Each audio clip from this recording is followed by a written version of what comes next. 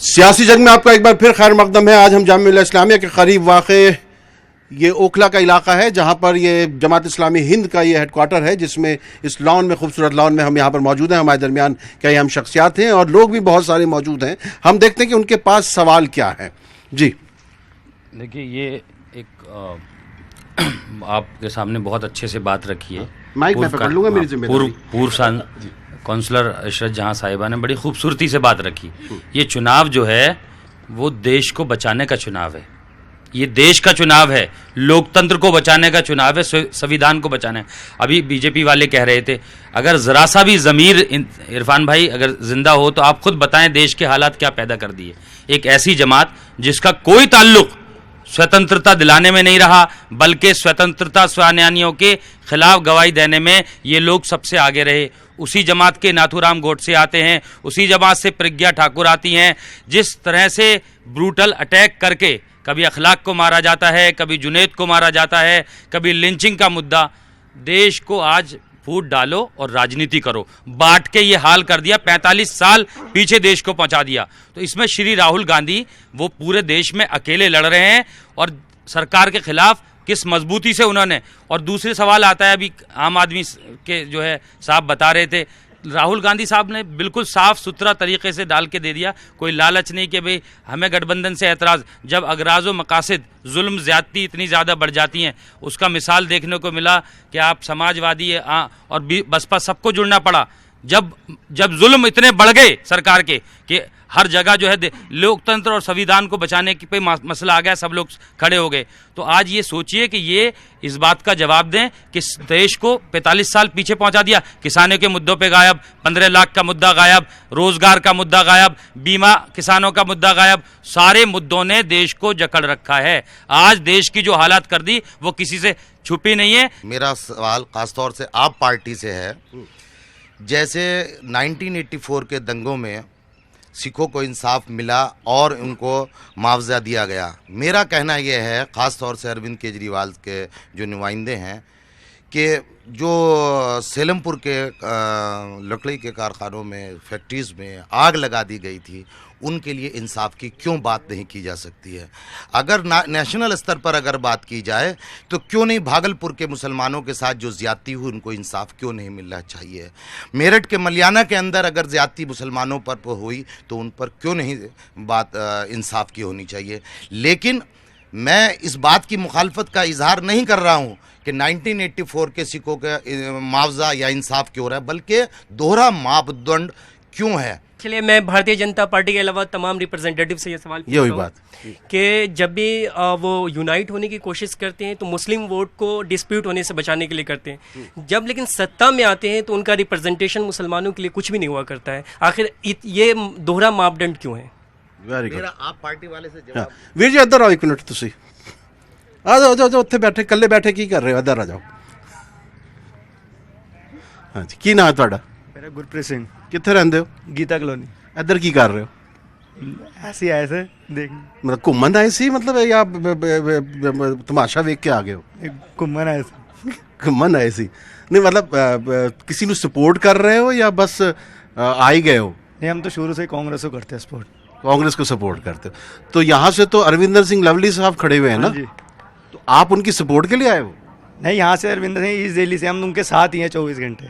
आप उनके साथ हो, तो आपको क्या लगता है कि मतलब जो दिल्ली की समस्याएं हैं वो किस तरीके से कौन पार्टी दूर कर सकती है? आप हमेशा से कांग्रेस के साथ हो, ये अलग चीज़ है, उसके अलावा भी आपको लगता है क्योंकि समस्याएं तो हैं ना? नहीं, समस्याएं मैं उसको कांग्रेस ही दूर कर सकती है, क्योंकि बीजेपी का कोई मुद्दा, क्योंकि उसी ने पैदा की है। नहीं, उसने पैदा नहीं करी ना, उसने पैदा नहीं करी। बीजेपी बस ये करती है, जब इलेक्शन आते हैं हिंदू मुस्लिम कर देगी, 1984 के दंगे याद करवा देगी सिखों को, और कुछ भी नहीं करती। तो मतलब तुसी मतलब ये समझते हो कांग्रेस ही सारा कुछ कर सकती है, टंग नाल कर सकती है? चलो बैठ जाओ। ठीक, हाँ जी। देखिए साहब, ऐसा है कि चूंकि इस प्रोग्राम का आगाज मुशायरे से हुआ था। नहीं, मुशायरा नहीं हुआ। खुदा के लिए मैंने कोई पूरी गजल नहीं सुनाई। नहीं तो आप मुझे मजबूर मत कीजिए पूरी गजल सुनाने के लिए। माफी। हमारे अभी नुमाइंदे बोल रहे थे 5 साल की कारकर्दगी के ऊपर, तो आवाम की तरफ से एक जवाब दे दूं साहब कि तमन्नाओं में उलझाया गया हूं और खिलौने दे के बहलाया गया हूं।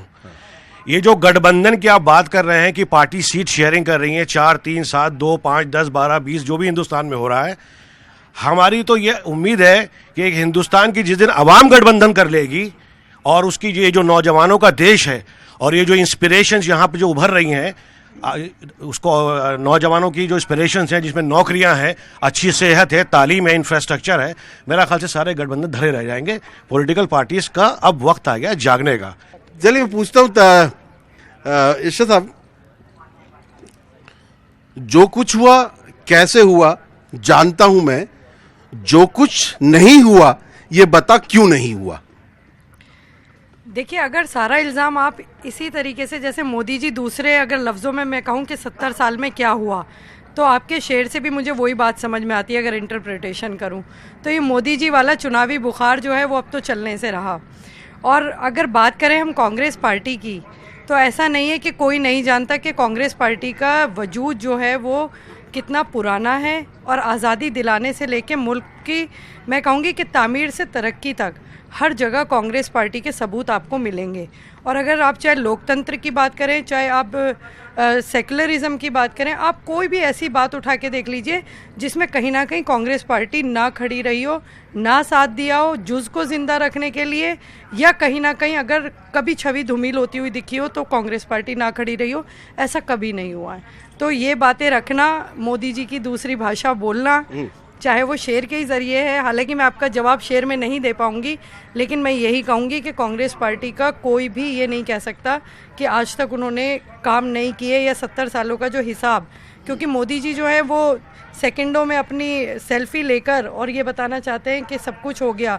तो मैं ये कहूँगी कि इमेज बनाने में वाकई 70 साल लगते हैं और कांग्रेस पार्टी ने वो काम किया है। चाहे वो हमारे इदारों की बात हो, अगर हम एजुकेशन की बात करें, हम हेल्थ की बात करें, और इस मुल्क को हर तरीके से, और जिस तरीके से कह दिया जाता है, और बड़ी मैं कहूँगी कि माजरत के साथ, हालांकि ये अल्फाज जो हैं वो भाजपा के हैं कि पाकिस्तान चले जाइए, लेकिन चाहे पाकिस्तान से भी टक्कर लेने की बात हो तो वो भी कांग्रेस पार्टी थी जिन्होंने टक्कर ली।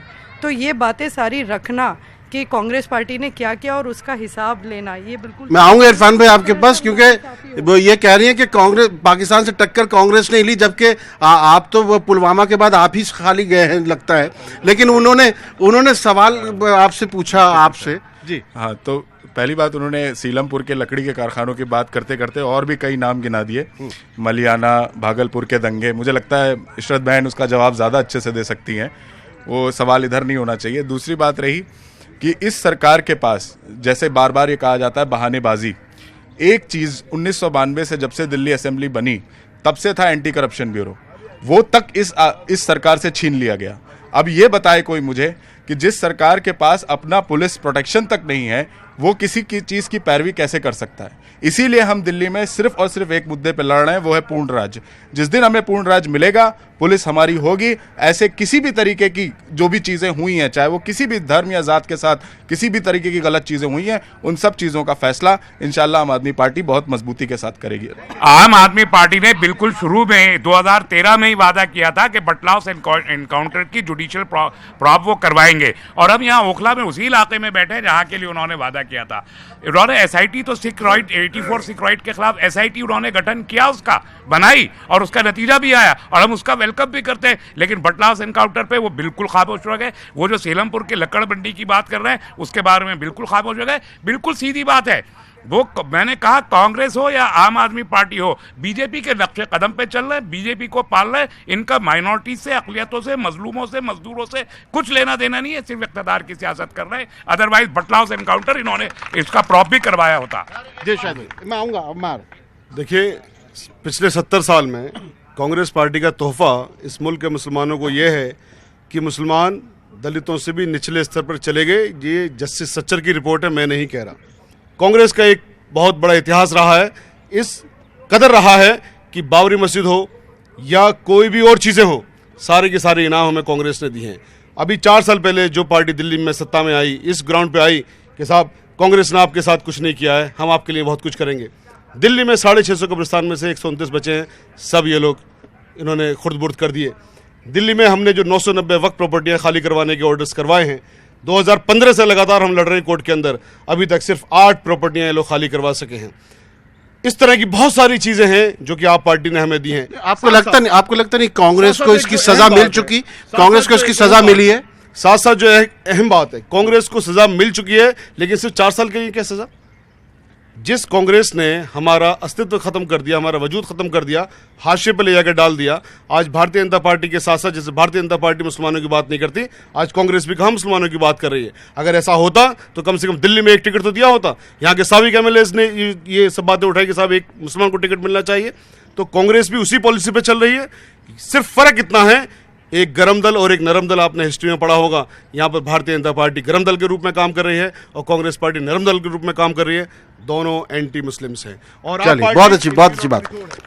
इरफान भाई, ऐसा लग रहा है कि सब आप ही के साथ मिले हुए हैं कि मतलब भारतीय जनता पार्टी बहुत मजबूत है, क्योंकि वो कह रहे हैं कांग्रेस इनके रास्ते पे, आम आदमी पार्टी इनके रास्ते पे, जिसको जो रास्ता मिल रहा है वो भारतीय जनता पार्टी का रास्ता मिल रहा है। किस रास्ते पे जा रहे हैं आप लोग? तहसीन भाई जो सब बंद है, पूछे कातिल के सिवा। तहसीन भाई ये जो भी बोल रहे हैं, अभी जो मेरी बात थी मैं अभी बोलने वाला था कि इसलिए कि एक भाई ने अभी सवाल करा था, उस ज़मीर को जगाने वाली बात जो है वो कर रहे थे, तो उसमें 50% तो शाहिद भाई ने बता दी।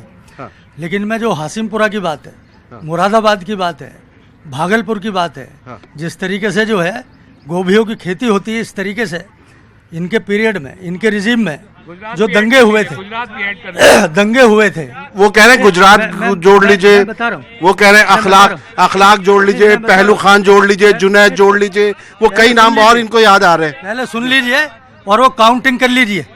उनके रिजीम में 70,000 जो दंगे हुए, क्या हुआ उनका, किसने कराए? आज मतलब जो है 70 चूहे खा के बिल्ली हज को चली, मतलब हमसे हिसाब मांगेंगे। आप समझिए कि जो शाहिद साहब कह रहे थे, अभी तस्लीम साहब कह रहे थे, वो सच्चाई है। और दूसरे में एक चीज और बताना चाहता हूँ, ये पिछले 5 साल में, अगर आप 2014 में जब मनमोहन सिंह की सरकार थी, तो अरे आप बैठिए नहीं आप बैठिए, आपसे नहीं बात हो रही, नहीं आप बैठिए, प्लीज बैठिए आप, नहीं आप बैठिए।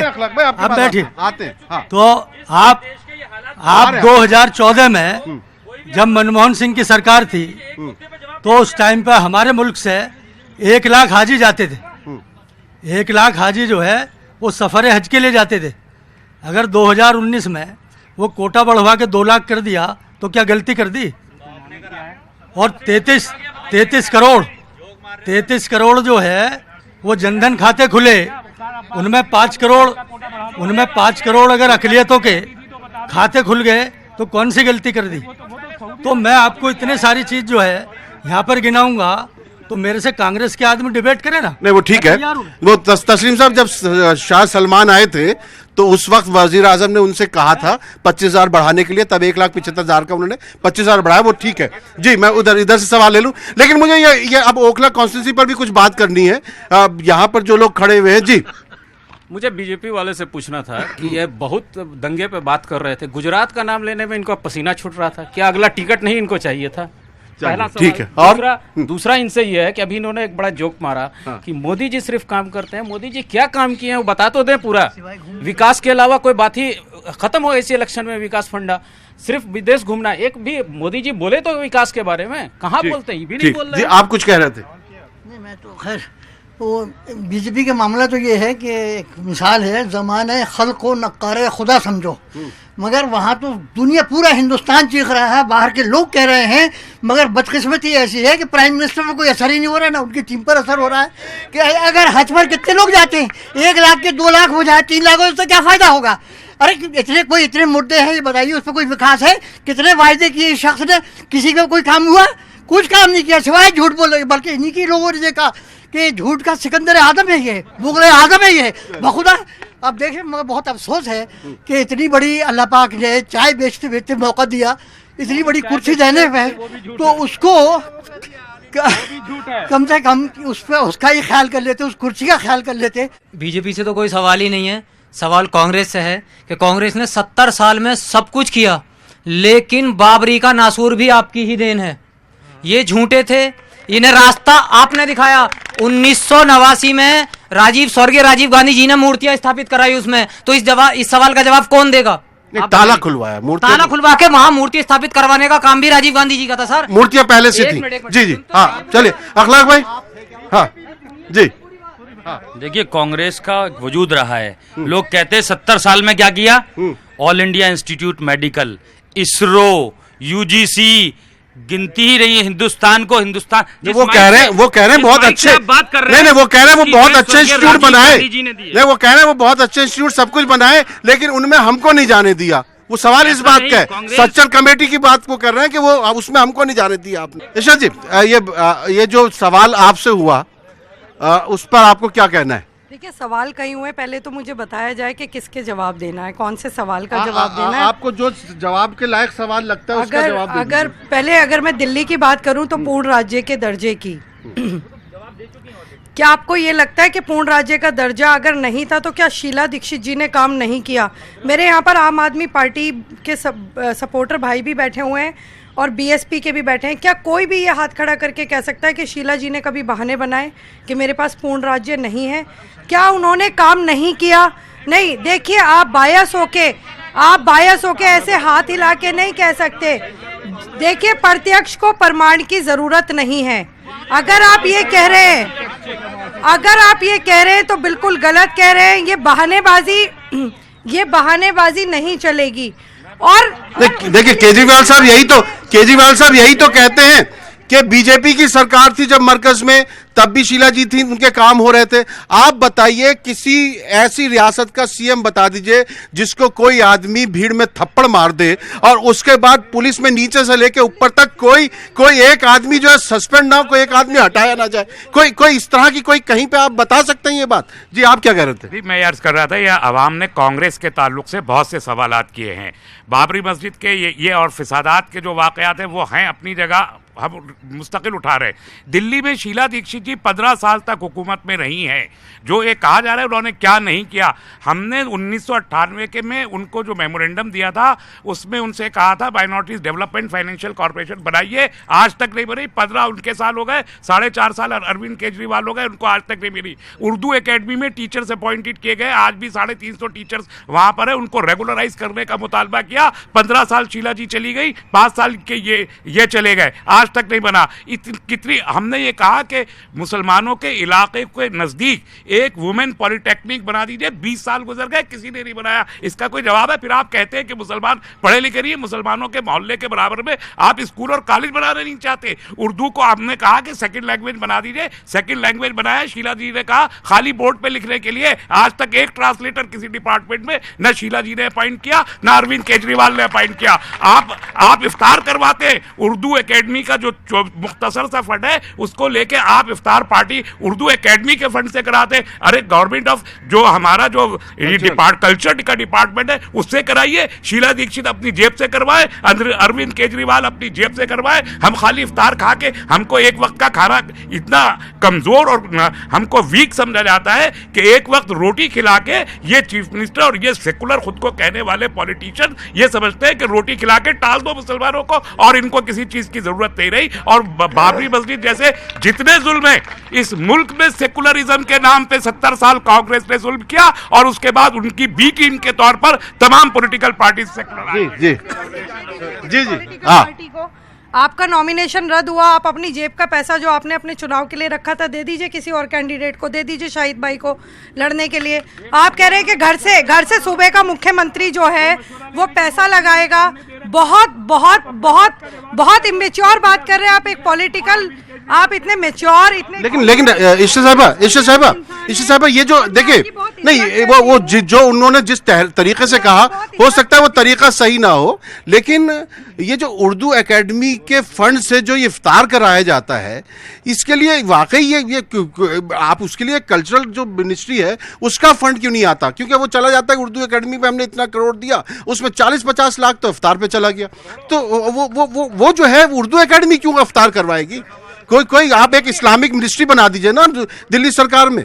मैं बिल्कुल इस बात की मजम्मत करती हूँ कि अगर उर्दू एकेडमी के फंड से इफ्तार कराई जाती है या फिर मुशायरे कराए जाते हैं। देखिए, मुशायरों का सियासी इस्तेमाल गलत है, मुशायरों का सियासी इस्तेमाल नहीं होना चाहिए। इतने सवाल इन्होंने ये उठाए, ये बताइए कि इस सिस्टम को खड़ा किसने किया? नहीं, देखिए उन्होंने तो शायर को टिकट भी दिया, इमरान प्रतापगढ़ी को, तो ये बड़ा अच्छा काम किया उन्होंने। ये देखिए, अब मुशायरों की मुखालफत के बावजूद उन्होंने शायर इमरान प्रतापगढ़ी को टिकट दिलवाया है। मुस्लिम लीडरशिप को खत्म करने में अगर किसी का बड़ा हाथ है वो कांग्रेस का ही हाथ है, ये बिल्कुल साबित है। हम तो 7 सीट पे लड़ रहे हैं, आप तो पूरे देश में लड़ रहे हैं। तो 7 सीटों पे भी नहीं लड़ना चाहिए था।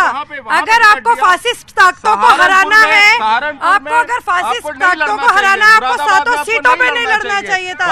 आपको 7 आपकी नुमाइंदा बोल रही हैं, आप बैठिए ना, आपकी नुमाइंदा बोल रही हैं, आपको क्यों खड़ा होना है? और आप ये देखिए कि आप बोल लीजिए। आप 15 साल काम गिनाने के बावजूद भी अगर एक कैंडिडेट नहीं दे सकती, आपके अपने लोग ही मुखालफत कर रहे थे इस बात को लेकर के, तो आप नहीं, मैं नहीं। अच्छा चलिए, छोड़िए, ठीक है। अब मैं ओखला पे बात करता हूँ, सुनिए जी शाहिद भाई। देखिए, जो अहम मुद्दे हैं उनको जरूर उठाना चाहिए। मैं इन तीनों लोगों से पूछना चाहता हूं, भारतीय जनता पार्टी से, आप पार्टी से, कांग्रेस पार्टी से, archaeological survey of India act की दफ़ा 16 में यह लिखा हुआ है कि जो कदीमी मस्जिदें हैं या दरगाहें हैं उनमें नमाजें पर पाबंदी नहीं लगाई जा सकती। आज देश को आज़ाद हुए 70 साल हो गए, अकेले दिल्ली में 53 कदीमी मस्जिदों में नमाज नहीं होती है। क्या पार्लियामेंट के बरखिलाफ कोई स्टेट पॉलिसी बन सकती है? नहीं बन सकती। इन्होंने एक पार्लियामेंट के एक्ट के खिलाफ, दफा 16 के खिलाफ स्टेट पॉलिसी बनाई कि मस्जिदों में नमाज नहीं होगी। इन तीनों पॉलिटिकल पार्टी से पूछना चाहता हूं, आप लोग एन ब्लॉक मुसलमानों का वोट लेने की बात करते हो, लेते हो, आपने इन मस्जिदों में नमाज शुरू करवाने के लिए ये जो स्टेट पॉलिसी खिलाफ बनवाई, पार्लियामेंट के एक्ट के खिलाफ, आपने क्यों बनवाई और क्यों यहां पर आज तक आपने नमाज नहीं शुरू करवा दी? हमने ऑनरेबल हाईकोर्ट के अंदर PIL डाली, PIL अल्लाह का शुक्र हमारी मंजूर हुई। भारतीय जनता पार्टी की गवर्नमेंट को ऑर्डर किया, इन लोगों ने भी कोई इस पर सुध नहीं ली, क्योंकि जब कांग्रेस नहीं कर रही, आप नहीं कर रही, तो ये तो खुली तौर से कहते हैं हम आपका कोई काम नहीं करेंगे, खुली तौर से कहते हैं आपको हम टिकट भी नहीं देंगे, खुली तौर से कहते हैं कि हम देश का बंटाधार कर देंगे, उन्होंने कर दिया है। तो अब हम लोग कहाँ जाएं? इन मुद्दों पे क्यों नहीं बात होती? चांदनी चौक से 1 मिनट सुन लीजिए। बस मैं क्योंकि वक्त खत्म हो रहा है और मेरे जो दोनों साथी हैं जिनका काम था मुझे वक्त बताना, वो फोन पे लगे हुए हैं। जी, आप क्या कहना चाहते हैं? ये देखिए, ऐसा है, मेरा नाम मोहम्मद मुस्लिम है, मैं कम्युनिस्ट पार्टी CPI से मैं कैडर हूँ। जिस तरह से यहाँ पे बातें हो रही है, लेकिन किसी तरह कोई मुद्दे की बात नहीं हो रही है, कोई विकास की बात नहीं हो रही है। मैं इसमें ये कहना चाहूँगा कि लोकल की भी आपने बात किया है कि जो है लोकसभा के, मैं सिर्फ 2-3 मिनट में अपनी बात मैं ख़त्म करूँगा। कांग्रेस की भी तरफ से हमारी सवाल है, बीजेपी तो वो है ही है, माइनस शाहिद भाई, क्योंकि शाहिद भाई अभी फील्ड में वो आए हैं। अब मुझे बताइए, कांग्रेस ने अभी मैडम ने कहा कि 70 साल से हम काम कर रहे हैं, 70 साल हो गया आज़ादी। क्या आज़ादी ने कांग्रेस लड़ा है क्या? आज़ादी जो देश में आई, क्या कांग्रेस ने लाया है क्या?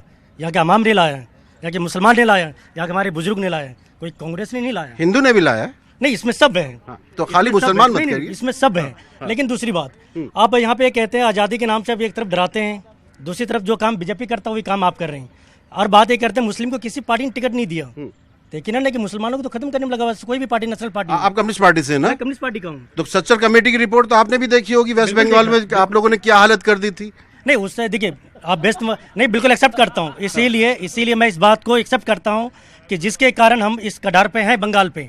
लेकिन आपने नेशनल पार्टी बात करते हैं, क्या मुसलमानों, तमाम पार्टी मुसलमानों को बायकाट करने की काम किया है? ये आपके 2019 की चुनाव में, अगर जिसने भी पार्टी ने अगर मुस्लिम कैंडिडेट को टिकट दिया है तो वो बैकडोर से उसे हराने की काम करने की पूरा कंप्लीटिंग साजिश है। खैर, वक्त खत्म हो रहा है, मैं बस छोटा मुख्तसर ले लूं। मैं सबके 30 सेकंड जी। आपने बहुत अच्छी जो है हाँ, ठीक है, हो गया जी। तहसीन भाई, हो गया जी। बस मैं आपको मुबारकबाद देना चाहता हूँ कि आपने बहुत अच्छी जो है आज ओखला में डिबेट की, उसके लिए आपको का मैं खैर मकदम करता हूँ। लेकिन मैं आपको ये बताना चाहता हूँ कि कोई भी इधर की जितनी भी पार्टी हैं वो कुछ देश के बारे में नहीं सोचती। अगर आज कोई अगर सोच रहा है तो भारतीय जनता पार्टी सोच रही है, बाकी सिर्फ MP बनने की बात कर रहे हैं। आपस में लड़ने की बात कर रहे हैं। इसके अलावा भारतीय जनता पार्टी के अलावा कोई सोच नहीं रहा है। और भारतीय जनता पार्टी 23 मई को आप देखिएगा पूर्ण बहुमत की सरकार बनाने वाली है और नरेंद्र मोदी जी इस देश के फिर वजीर आजम बनने वाले। चलिए जी, आप देखिए, मुझे सिर्फ ये अर्ज करना था कि हमारी बहन इशरत ने अभी कहा था कि मेरा पर्चा कैंसिल हो गया, तो जो पैसा मुझे इलेक्शन पे खर्च करना था वो मैं जाके यहाँ पर सरकार क्यों दे दूं? मैं टैक्स पे करता हूँ, ये सब लोग बैठे टैक्स पे करते हैं, और जब हम सरकार को टैक्स पे कर रहे हैं तो हमें जो कुछ चाहिए सरकार से मांगेंगे। बिल्कुल ठीक बात है जी, शायद भाई। सर, चांदनी चौक को उसका हिस्टोरिकल दर्जा वापस दिलवाने के लिए, चांदनी चौक को स्पेशल सिटी बनवाने के लिए, अपने मसाइल को पार्लियामेंट में उठाने के लिए मैं आपके माध्यम से सबसे गुजारिश करना चाहता हूं कि इस बार बहुजन समाज पार्टी को जिताइए। इंशाअल्लाह हम जितने भी मुद्दों की हमने बात की है सब पर कानून लेकर आएंगे। हमारी पार्टी की सरकार इंशाअल्लाह बनने जा रही है और हम ये, लेकिन आपने बताया नहीं टोटल सीट कितनी आ रही है आपकी, जिससे सरकार सीट हमारी, हम सरकार बनाने लायक सीटें लेके आ रहे हैं। मतलब 272 इंशाअल्लाह 272 आपके कैंडिडेट खड़े हैं। टोटल जो गठबंधन की है 272 से ज्यादा ही होंगी। ठीक है, ठीक जी। ईशा साहिबा, 2014 और 2015 में जो आवाम ने गलती की थी मौजूदा सरकारों को जिताकर, तो मैं यही अपील करना चाहूँगी कि वक्त ने एक बार फिर मौका दिया है कि उन गलतियों की रफूगरी की जा सकती है। वोट को बंटने मत दीजिए, बिखरने मत दीजिए और सूझबूझ के साथ जो है अपने इस अधिकार का इस्तेमाल कीजिए, क्योंकि ना आपके हाथ में तलवार हो सकती, ना औजार, ना हथियार, लेकिन ये जो हमारी आइन ने हमें ये अधिकार दिया, ये सबसे बड़ा अधिकार है। अगर अभी तक आप 5 साल आपने सहा, अगर आपने मुंह तोड़ जवाब देना है तो वक्त आ गया जवाब देने का, और सूझबूझ के साथ अगर आप लोग चलेंगे, मैं बहुत जिम्मेदारी के साथ ये कहूँगी कि सूझबूझ के साथ, और रमज़ान की फ़िक्र मत कीजिएगा, आप लोग वोट डालने ज़रूर जाइएगा, क्योंकि ये भी एक जिहाद होगी और इंशाल्लाह रमज़ान की जो बरकत है वो आपको सिला ज़रूर देगी। वाह, बहुत अच्छी बात कही है ये तो आपने रमज़ान का वाली जी। मैं इशरत बाजी की बात बड़ी करता हूँ। बाजी मत कहिए आप। चलिए, क्या चलिए, बाजी कह रहे हैं ये आपको। किसी को तो इज्जत दे रहे हैं, देने दीजिए। नहीं तो ये आपसे छोटे हो गए। कोई बात नहीं, मैं कहती हूँ बहुत छोटे। आम आदमी पार्टी हमेशा से बहुत अच्छी बात है, मैं ज़ाती तौर पे कहना चाहूँगी कि बहुत अच्छी बात है, और मैं आपकी इस बात का एहतराम करती हूँ कि इज्जत देनी चाहिए, पॉलिटिकल और उससे लाइन ऑफ एक्शन से उठ के भी जी। वो कह रहे वो कह रहे हैं अब आपने इज्जत दे दी, बाजी भी कह दिया, तब अपना वोट तो दे ही दीजिए आप। नहीं, वो ये कह रहे हैं वो देंगी। खैर मैं इनकी बात को बड़ी करता हूँ, बहुत मुख्तसर से ये कहूँगा। ईस्ट दिल्ली के लोकसभा में हम सब यहाँ बैठे हुए हैं। 2014 के फिगर्स बता देता हूँ, अरिथमेटिक बहुत क्लियर है। इस वक्त हमारी सीधी लड़ाई भाजपा के साथ है। साल 2014 में वो 47% वोट लेकर के आए थे, आम आदमी पार्टी के 32% वोट थे और कांग्रेस की झोली में 17% वोट गए थे। क्लियर कट ये है कि जो वोट भाजपा से कट करके आने वाला है वो आम आदमी पार्टी के फेवर में ही जाएगा। इसलिए आप सबसे ये गुजारिश है कि अपने वोट का समझदारी से इस्तेमाल करें। चलिए देखिए, सभी ने एक बात कही है कि समझदारी से वोट का इस्तेमाल करें, और देखिए और यहाँ पे जितने भी हैं सभी ने कहा सूझबूझ के साथ वोट का इस्तेमाल करें, और ये जरूरी है, वोट का इस्तेमाल बहुत जरूरी है। आपको वोट देना है, और रमजान के दौरान अगर आप कहीं भी हल्का सा आप में काहिली आ गई, तसौली आ गई, तो समझ लीजिए कि आपने अपने रोजे का हक अदा नहीं किया। वोट दीजिए, आपको वोट देना है, बटन दबाना है, देश बनाना है। और दिल्ली की जहां तक बात है, दिल्ली के बारे में हम कह सकते हैं कि मीर ने भी तो कहा है कि दिल्ली जो एक शहर है आलम में इंतखाब, रहते हैं जहां मुंतखब रोजगार के, हम रहने वाले हैं उसी उजड़े दयार के। इस दयार को बसाना है, बनाना है। बहुत बहुत शुक्रिया, आदाब।